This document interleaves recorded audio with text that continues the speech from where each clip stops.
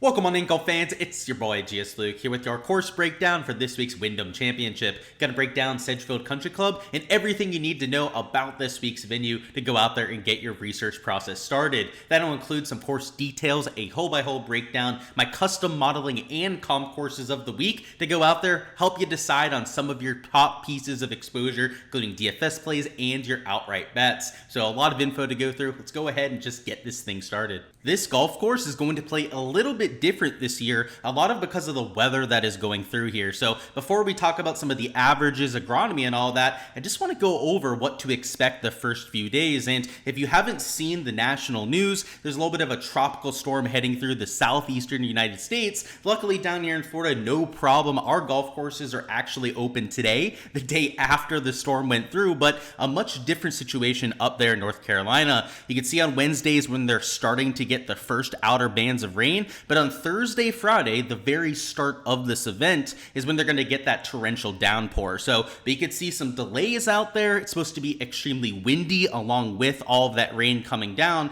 And if they happen to play through that, it could be some of the nastiest conditions that we've seen. So I just want to go ahead and start it off with a look at the weather because it could have a huge impact on this event. If they play through it, like I said, some brutal stuff out there, but more than likely, a lot of delays over the first two rounds. And unfortunately, with how soggy it's already up there in North Carolina, I'm thinking, or I'm hearing from some people there, that any sort of rain like this is going to cause some delays. So it could be a shortened event. It could be an event that ends up getting postponed for all we know. I mean, it's a tropical storm heading through, right? So there's a lot of unknowns there. So I just want to throw that right out there off the bat. But this golf course, Wyndham Championship, one that we see every single year. It is a cornerstone on the PGA Tour schedule and one of the better Donald Ross designs that we play all season. It's not one that's overly long, right? Just over 7,100 yards, but requires a lot of strategy and precision off the tee. So just like the Olympic golf course, just like you had at Royal Troon, when you miss around this track is where you get a lot of that penalty. So we unfortunately don't have a GCAA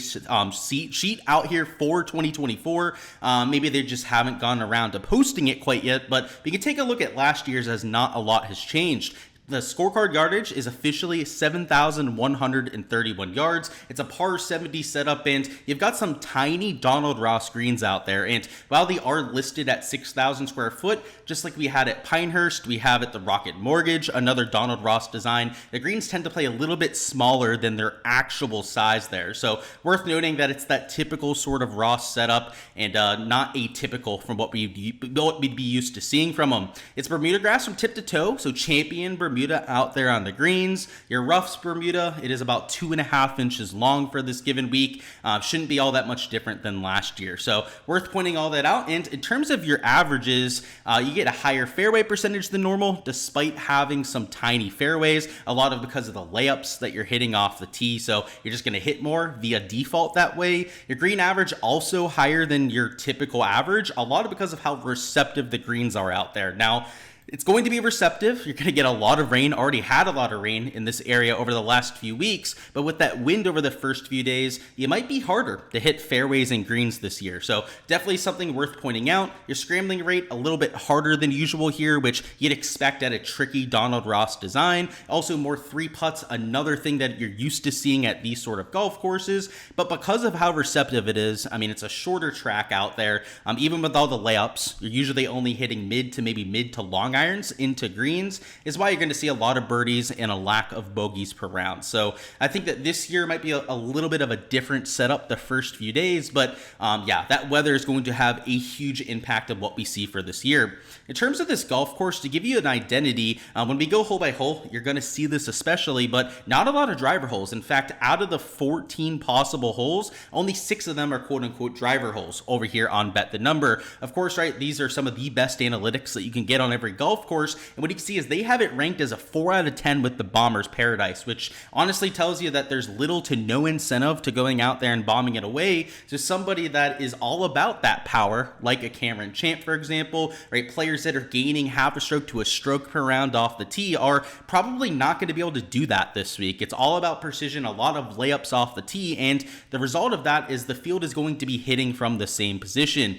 That doesn't completely neutralize power, as you are hitting shorter irons into these green complexes, which is always going to be an advantage, but it's not like you'd have at a 7,800 yard golf course where you're not only getting that advantage, but also a distinct advantage off the tee. Worth noting from the approach distribution that almost all of your shots are coming from 125 to 225 here. In fact, over 13 and a half of your shots per round are going to come from that mid to long iron bucket. So, you wouldn't really expect that. You'd expect to see a lot of 50 to 125s on a short golf course like this, but because of the amount of layups that you have to hit, even the shorter holes out there are going to leave you at least like 125 to 150 yards in. So I think you'll get a good taste of this when we go hole by hole, but just like the Olympic golf course over there in Europe, outside of the long par fours, the par fives, you weren't hitting a lot of drivers around that venue. So it's a similar kind of taste. The guys that are coming from the Olympics over here to the Wyndham, they're going to be dealing with some jet lag for sure, maybe a little exhausted after a long week,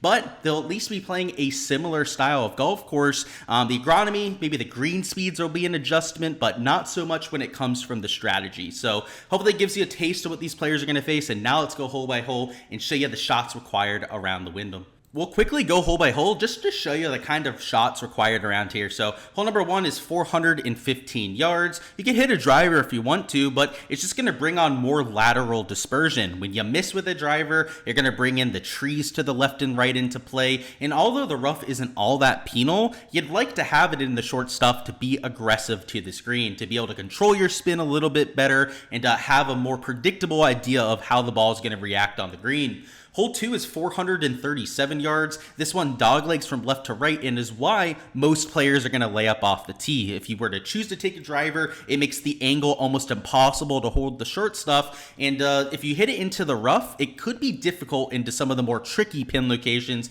especially anything tucked towards the right near the water. Hole 3 is 172 yards. It is your first par 3, and it's a relatively large green complex, but one that you can't fall asleep on. Normally, those Donald Ross greens go from the back to front, and that's the case here, but it is extremely severe over here on hole number 3.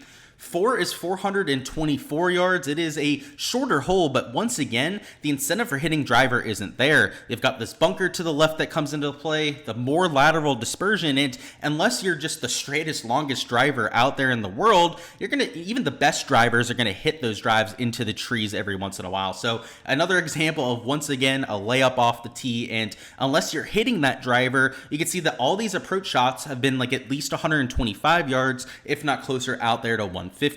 Hole 5 is 522, so it is your first par 5. You may hit driver here. You honestly don't have to hit driver off the tee to go for it in 2. And it's really one of the only holes out there that you could talk yourself into hitting that big stick. Hole number 6 is 420, another mid-length par 4. This creek running through the middle of the fairway, probably a better word for it, does force your hand in terms of a layup. Hole 7 is 224, so a longer par 3, and also a little bit of a creek running through the front of this green complex. So I would say a lot more difficult than the first one that we had, and also a much smaller green, which is, atypical for such a long iron shot. Hole 8 is 370, so it is a shorter par 4, and because this creek doesn't come into play, this is a very scoreable look. In fact, they may move up the tee box for one of the 4 rounds and give players a shot at going for it off the tee. Hole 9 is 415 yards, so if you happen to start, hole 9, getting ahead of myself here, but hole 9 is 415, is a mid-length hole. You can see you have that fairway bunker to the right. Taking driver does take that out of play, but once again brings the trees into the left and any of that deep rough down the right. Speaking of hole 10, so if you are starting on the backside, you can see it's 437 yards and a much tougher start than what you had on the front. You've got this fairway bunker to the left, also these trees to the right that you could take out of play with driver, but you're not going to take the trees out of play, right? You can take this little fairway bunker out of play, but you're going to bring a lot of those trees into play, or even more so of that kind of miss. 11 is 483, so a longer par 4. So just like hole 10, a little bit of a tougher start. Same thing with this hole. This is the hardest, most burly par 4 that we've seen, and one of the harder holes on property. Hole 12 is 244, another long par 3. So once again, just another brutal start out here on the back 9. 13 is 398. It is a dogleg from right to left, and because of that and because of these bunkers, if you were to take more of a direct line, does force your hand with a layup. 14 is 496. You can see this back nine exponentially harder than the front end. Another one of the harder holes out here on site. Hole 15 is a par 5, so a scoreable look for sure, but a little bit longer than what you had on the front and does have water down the right side. 16 is 180 yards. It is, technically water in play, but pretty far offline for most of these tour pros. But a very skinny green here, and one with a sneaky amount of undulation. 17 is 400. You can see a mid-length par 4, pretty consistent with the par 4s that you saw on the front side. And then 18 is another one of these long, demanding par 4s that does play uphill for the second shot. So tee shot plays downhill into this little bit of a valley, and then it plays back up the hill out here to the green complex. And though you're going to hit your drive further than normal because of that elevation change, if you don't hit the short stuff, it becomes an extremely demanding second shot. Now that we've seen the golf course, let's talk through some of our modeling for this week. And what I've done for my custom model here is I've taken the bet the number stuff. I'll point out what they're looking at over here and then add on some of the extra stuff that I'm adding myself. So we're going to start it off with our normal shots gained metrics, where if I was going to rank the stats this week, it would go shots gained approach, shots gained putting, shots gained off the tee, and then shots gained around the green. Main reason for that, this is much more of a second shot golf course, so that's always going to be at number 1. Add on top of that the fact that the greens here are pretty tough to putt, and that's why you get putting at number 2. So that'd be pretty typical of most of our tour events out there. Off the tee though, it is much more about accuracy than it is power. So something that the bet the number guys were already looking at was that driving accuracy percentage, something that you want to look at for sure. But adding on top of that, I think you might want to look at driving accuracy percentage or even just shots gained off the tee at layup golf courses. So this could be a Colonial, right? A lot of other tracks like TPC, Southwind, for example, FedEx St. Jude that you could take a look at, that are courses where you're not hitting a lot of drivers, to try and get some comp course stuff as well. So driving accuracy percentage, I think a very valid thing to look at, because if you are going to choose to hit driver or even hit 3-wood out there, making sure that you're setting yourself up on the right side of the fairway is going to be especially crucial this week. I also like the fact that they're looking at approach numbers out of Bermuda rough. As I mentioned with the wind over the first 2 days, if they happen to get out there and play, you're going to see a lot of guys playing out of that gnarly stuff. It's going to be wet, probably even more penal than it otherwise would be. And with those windy conditions, you'd have to imagine that there's going to be more missed fairways as well. So you can see some of the best players in that category right there. You got a Shane Lowry towards the top, also a relatively accurate driver. I've got Nick Taylor playing very well in that category. Will Zalatoris making his return after a few weeks off, so we'll have to see how that works out for him. Mackenzie Hughes, JJ Spawn popping there, also popping with some of the approach metrics lately, and you can see some of the other poppers there. To me, a few to point out, Nick Dunlap or Kurt Kitayama have shown that during the Florida swing, that they're capable of hitting those shots particularly well. You've got a Steven Yeager popping there, a Stuart Sink, I guess, worth pointing out, and then guys like Akshay EVR, also very solid in that category. Worth noting from the driving accuracy percentage, right, you had a lot of scrubs towards the top, but this seems like a Brendan Todd sort of golf course, a golf course that is custom built out there for an Aaron Rye. So I know I didn't point out a lot of these top finishers over here, but driving accuracy is towards the top of my modeling personally. I also like the fact that Bet the Number is looking at some of these shots from 110 to 190, as you saw from our hole-by-hole breakdown, you have to lay up on a lot of the shorter holes, right? You're not going to be able to hit driver on a lot of the 400-yard par 4s. So though it is only 7,100 yards, your approach profile is a lot longer than what you'd expect. So you can see some of the top performers in this category. And I guess a few to point out would be Bud Colley, relatively good at these shorter kind of tracks. In fact, a pretty good track record around Sedgefield as well. So he pops in that category. Patton Kazire, recent winner Johnny Vegas, all guys that are towards the top of that category. You got Matt Wallace, Eric Van Rooyen, a really good mid-iron player. Steven Yeager, a CT Pan, played particularly well at the Olympics there. All guys you might want to take a look at in that certain category. And now let's talk about the last two things I added on top. So I think your regular old shots gained, especially your recent form metrics, should be in your model. These mid irons, approach out of the rough, driving accuracy, all things I'm including as well. But I wanted to look at some good old putting on Bermuda as well, and even around around the green on Bermuda grass.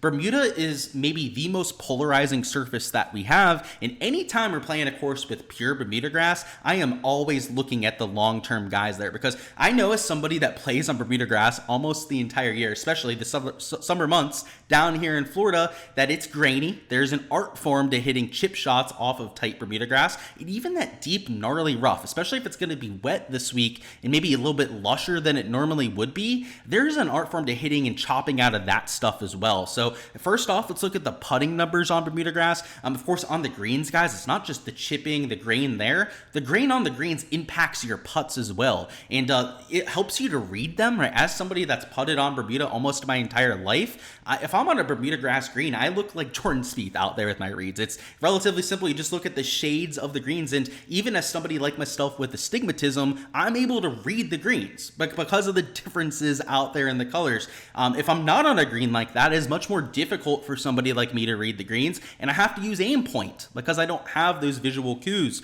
I should say. A lot of players in this field have that same kind of experience, especially those that are living in an area or grew up in an area on Bermuda grass. So the reason why I point this out is if there's any sort of regression, sometimes the bent POA, the POA stuff can play very similar. Bermuda grass is a just completely different animal. It is why a lot of the European guys struggle when they first come over here to the PGA Tour, is trying to figure out how to putt on the stuff. So you can see at the top of the list here, guys like Hisatune, Olesen, all big gainers in that category, but Chris Goddard, a Nick Dunlop, worth pointing out, makes plenty of sense given where he's grew up and where he played a lot of his college golf, that he would be really good on Bermuda grass. Guys like Thomas Dietrich, ADADDC, towards the top of that list. Ben Griffin, a Bermuda grass guy. You got guys like McNeely up there, Ryan Fox, Ben Griffin, Ben Coles, all guys that are going to get a significant boost because of their long-term Bermuda grass stuff. And what you want to do if you're including this in your personal modeling is you can't look at recent form. We don't have enough rounds on pure Bermuda to go off of, so look at the last 2-3 years on tour. And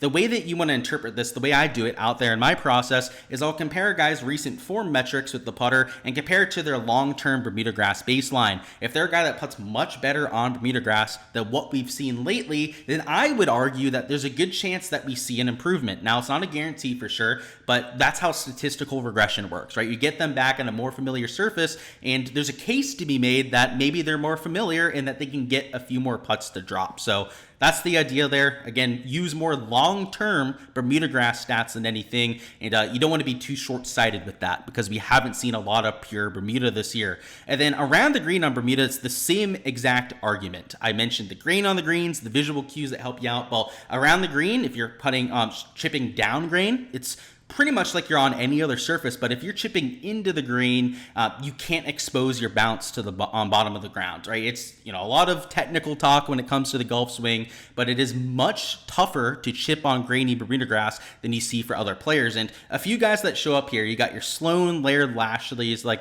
that's all great to see, but I think the especially interesting one would be a Webb Simpson, right? Webb Simpson, a guy that's from the area, has played unbelievably well here, including a win, 2nd, 3rd, 7th. He did withdraw a few years ago, but finished top 5 out of absolutely nowhere from the clouds last year, pretty much missing cuts every single week, and then goes out there in top 5s at this event. They call it the house that Wyndham built. He named one of his children after the golf course, and you don't see him popping in any of these categories, right? You see the one category where he's popping here, right? He's not dark green anywhere, right? He's pretty average around the green, pretty average even with like the driving accuracy this year. So you say, why would you play Wyndham, right?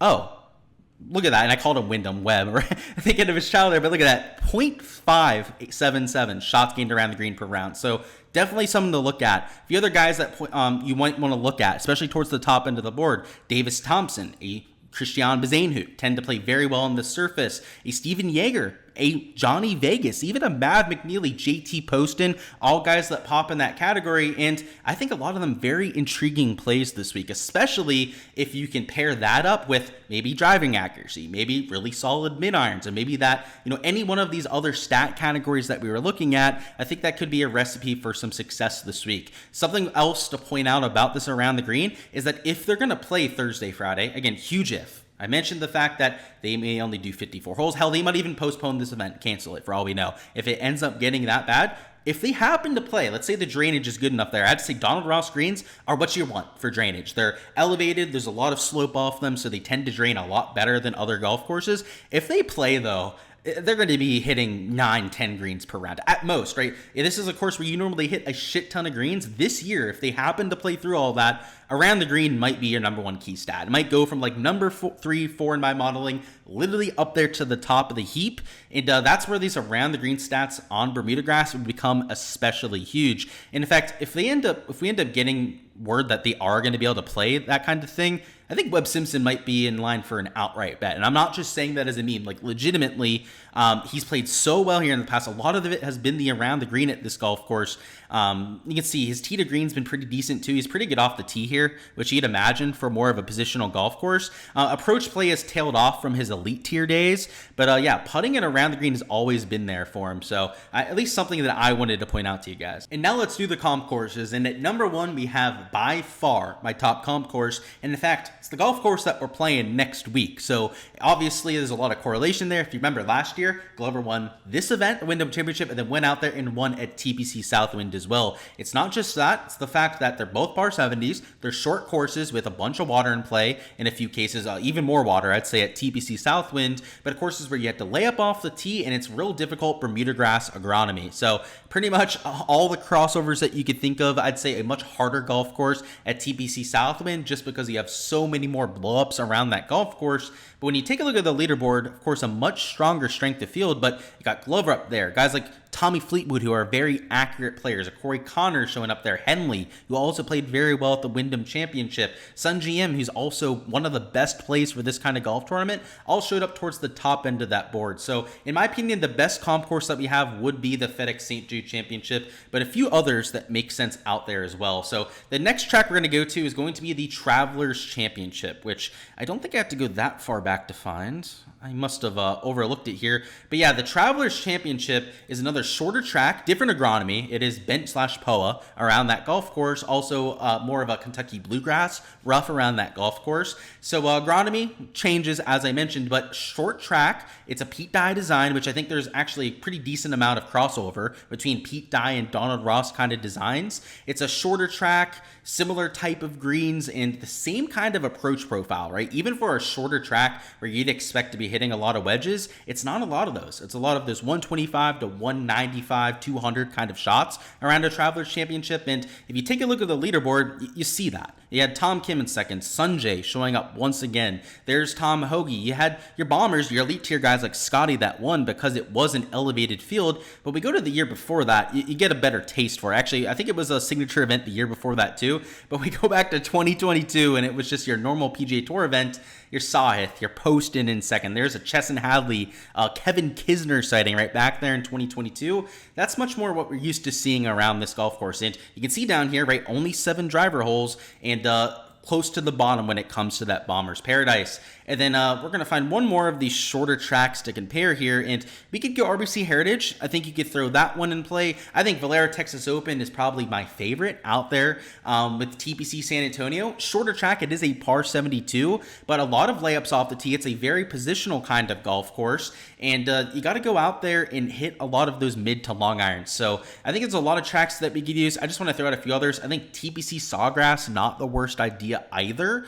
I think Colonial you could use as well. That would be the Charles Schwab Challenge you could look at. A lot of these tracks that play the same kind of way, right? Where pretty much anyone can win. It's not a bomber that has to go out there and take home the throne. Are all worth looking at out there for comp. Alrighty guys, that is all I've got for the course breakdown this week. Hopefully you feel a little bit more prepared to get your research started and are ready to go out there and have ourselves a week. Appreciate the support here as usual. Go ahead and smash that like button and also comment down below what you've got as the winning score for this week to go out there and win a free month of my Patreon page. On there, of course, is where I'm posting all my content for these events, including all my DFS projections, modeling, ownership, all of that over there, and all of my DFS prop content throughout the week. So if you want all the behind the scenes stuff, especially out there for betting in DFS, make sure to go ahead and give me that prediction down below. The one caveat there will be that once a score is taken once, that it cannot be taken again. So if you're here early, right, it's first come, first serve, go ahead, give me your winning score, and best of luck out there with that contest.